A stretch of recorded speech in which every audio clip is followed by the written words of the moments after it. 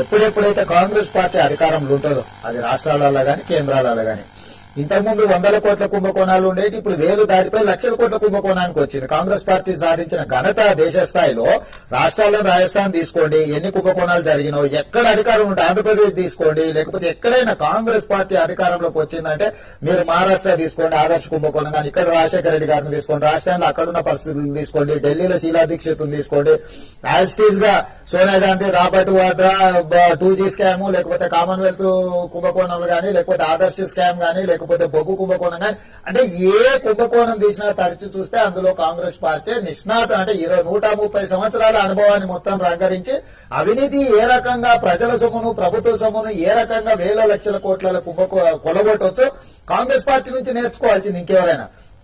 అయితే ఈ సందర్భంగా 10 సంవత్సరాల అధికారంలో ఉన్న తర్వాత నిన్న మన అవినీతికి వ్యతిరేకంగా రాహుల్ గాంధీ మాట్లాడుతున్నారు దిగిపోయి ఉండాలి. ఇది చాలా ఆశ్చర్యకరం. గత 10 సంవత్సరాల నుంచి వారు పార్లమెంట్ సభ్యుడు, పార్లమెంట్ లోనే ఉన్నారు.